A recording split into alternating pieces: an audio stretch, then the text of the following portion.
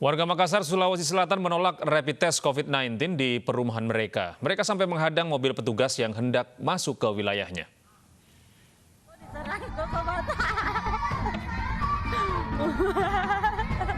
Kedatangan petugas pemeriksa COVID-19 ke Jalan Barukan Lorong 6 Kota Makassar disambut teriakan warga.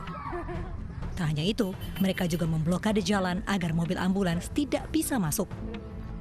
Di setiap gang, warga memasang berbagai atribut penolakan rapid test COVID-19. Penolakan rapid test berlatar belakang ketakutan warga. Mereka tidak ingin diisolasi selama 14 hari sesuai protokol COVID-19. Masyarakat itu tidak takut ya, karena ada beberapa contoh kasus ketika mereka di rapid test, kebanyakan mereka tidak ada gejala begitu, terus mereka dinyatakan positif, makanya mereka tidak mau, apalagi diisolasi selama 14 hari. Pemeriksaan cepat atau rapid test COVID-19 di Makassar terus dikebut guna mencegah meluasnya penularan. Data gugus tugas COVID-19 Makassar per 6 Juni menunjukkan kasus positif COVID-19 mencapai 1.046 kasus. Dari Makassar, Sulawesi Selatan, Andri dari Sungguh, iNews melaporkan. Kotak penyimpanan sampel pasien COVID-19 di Rumah Sakit Umum Daerah Labuan Baji, Makassar, Sulawesi Selatan dicuri warga. Sementara identitas pencuri telah diketahui berdasarkan kamera pengawas rumah sakit.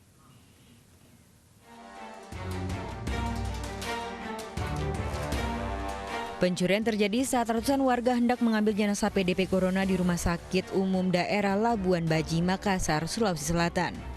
Pelaku diduga membawa kabur kotak pendingin yang berisi sampel cairan tes swab pasien dalam pengawasan atau PDP di rumah sakit saat banyak warga yang masuk ruangan. Dari hasil rekaman kamera pengawas, polisi telah mengetahui identitas pelaku dan menangkapnya dengan cepat. Kini Rumah Sakit Labuan Baji dalam pengawasan ketat pihak berwenang untuk menghindari kejadian serupa.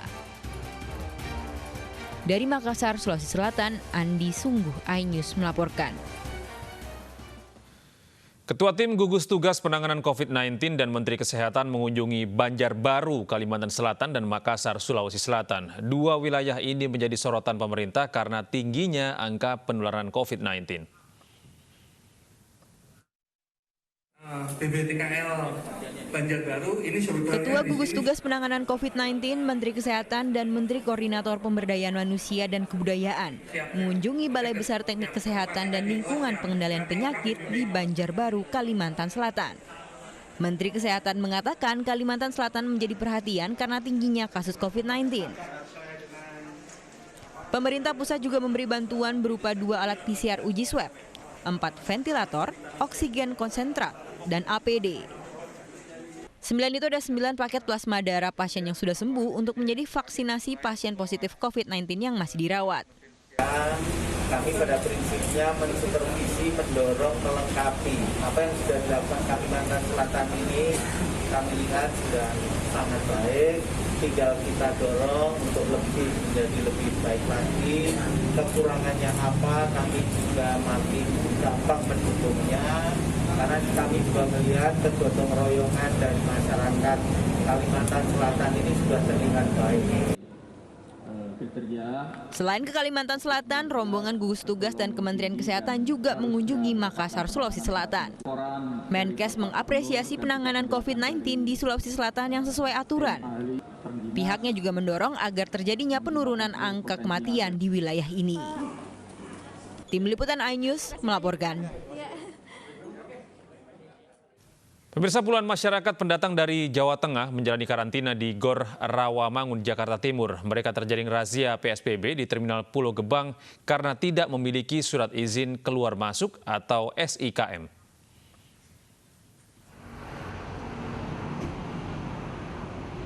Puluhan warga asal Jawa Tengah ini dikarantina di Gor Rawamangun, Jakarta Timur. Sebelumnya mereka terjaring razia PSBB di Terminal Pulau Gebang, Jakarta Timur.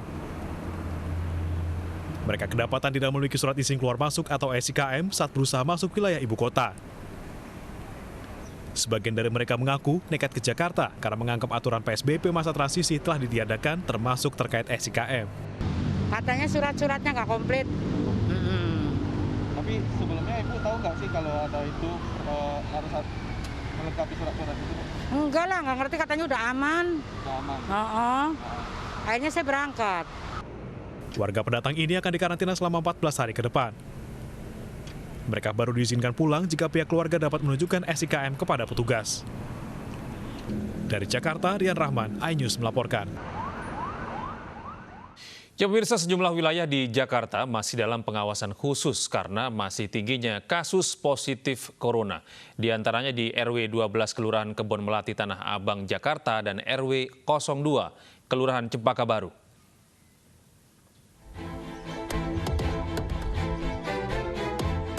Dari 4 rukun warga berstatus zona merah di Kelurahan Kebon Melati, RW 12 merupakan wilayah dengan kasus COVID-19 tertinggi.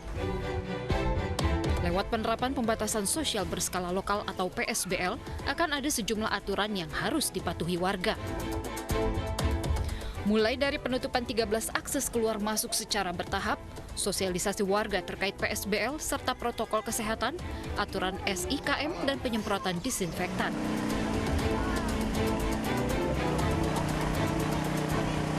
Dari ODP PDP kita 22 orang, kemudian yang dinyatakan positif 16 orang, meninggal 2 orang.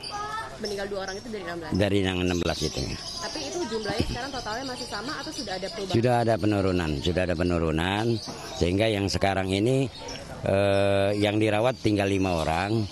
Tapi kan setelah sembuh itu masih dalam pengawasan 14 hari, untuk selanjutnya akan diadakan swab test kembali. Kendati demikian, ada sejumlah kendala yang dihadapi, seperti masih rendahnya kesadaran warga menggunakan masker, padatnya permukiman penduduk, serta ramainya warga saat pasar beroperasi dari pagi hingga malam.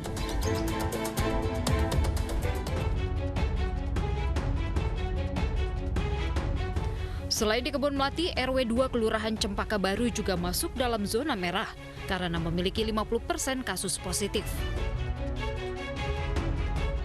Sejak 5 Juni, RW 2 menetapkan pembatasan sosial berskala lokal dengan membatasi warga yang masuk dan keluar dengan one gate system atau sistem satu pintu yang dijaga secara ketat oleh TNI Polri, Satpol PP, dan Dinas Sosial DKI Jakarta. Warga yang keluar masuk diperiksa secara ketat, diukur suhu tubuhnya, dan diharuskan mencuci tangan lalu mengisi daftar nama. Tak hanya itu, penyemprotan disinfektan oleh sukarelawan PMI juga dilakukan setiap harinya. Dari total 18 orang positif COVID-19 di RW 2, 2 diantaranya meninggal dunia, 7 orang sembuh, 2 orang isolasi mandiri, dan 7 orang yang masih dirawat di rumah sakit rujukan. Dari Jakarta, tim liputan iNews melaporkan.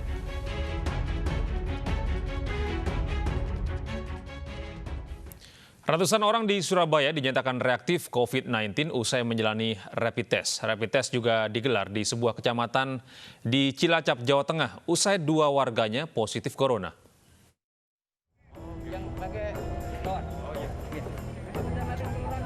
700 orang mengikuti rapid test massal yang digelar di kawasan Sunan Ampel, Surabaya. Hasilnya, 117 orang dinyatakan reaktif COVID-19 dan langsung diisolasi di hotel dan rumah masing-masing. Rapid test dilakukan di setiap kecamatan untuk menjaring warga yang reaktif agar persebaran corona dapat dihentikan. Yang 50, mereka sudah isolasi mandiri di hotel, sebagian ada yang isolasi mandiri di rumah. Ya, dan itu pun juga dalam pengawasan RT RW dan kami juga dari kelurahan dan kecamatan. Mereka membuat surat pernyataan, mereka tidak akan keluar mengikuti apa yang kami sampaikan dan mengikuti aturan protokol kesehatan. Jumlah orang yang positif COVID-19 di Jawa Timur per 6 Juni 2020 mencapai 5.835 orang. Pasien sembuh 1.409 orang dan meninggal dunia 483 orang. Rapid test juga digelar di Majenang, Cilacap, Jawa Tengah. 43 warga yang tinggal berdekatan dan pernah kontak dengan pasien COVID-19 menjalani rapid test secara door-to-door. Tes ini dilakukan lantaran sebelumnya terdapat 2 warga Majenang yang dinyatakan positif corona. Hasilnya, 43 warga ini dinyatakan non-reaktif corona. Kasus COVID-19 di wilayah Kecamatan Majenang merupakan yang tertinggi di Kabupaten Cilacap dengan 13 orang positif. Sementara itu di Kabupaten Cilacap, kini tercatat 54 warga positif corona. Dari Surabaya, Jawa Timur dan Cilacap, Jawa Tengah, tim iNews melaporkan. Wali Kota Surabaya, Tri Risma hari ini mengajukan usulan untuk tidak memperpanjang PSBB Surabaya Raya. Menurut Risma, sangat berdampak terhadap perekonomian warga Surabaya yang terus menurun dan rentan terjadi PHK massal. Penerapan pembatasan sosial berskala besar tahap ketiga di Kota Surabaya berakhir pada 8 Juni 2020. Meski kasus COVID-19 masih tinggi, Wali Kota Surabaya Tri Risma hari ini akan mengusulkan untuk tidak memperpanjang PSBB di Kota Surabaya. Menurut Risma, penerapan PSBB berdampak pada menurunnya roda ekonomi masyarakat Surabaya dan rentan PHK massal. Namun jika PSBB tidak diperpanjang, Kota Surabaya akan tetap memperketat protokol kesehatan. Mulai dari memperketat penerapan jaga jarak dan penggunaan masker. Ya, kita nggak bisa nahan karena ini ada permasalahan masalah ekonomi dan sebagainya. Mereka harus bisa nyari makan. Cuman terus terang protokolnya saya detailkan dan saya lebih kita detailkan. Nantinya untuk misalkan itu dilonggarkan, PSBB dicabut, protokolnya justru lebih ketat. Karena supaya ya kita semua disiplin. Usulan penghentian PSBB ini akan disampaikan Risma kepada Gubernur Jawa Timur Khofifah Indar Parawansa saat rapat evaluasi PSBB Surabaya Minggu malam. Dari Surabaya, Jawa Timur, Hari Tambayong, iNews melaporkan.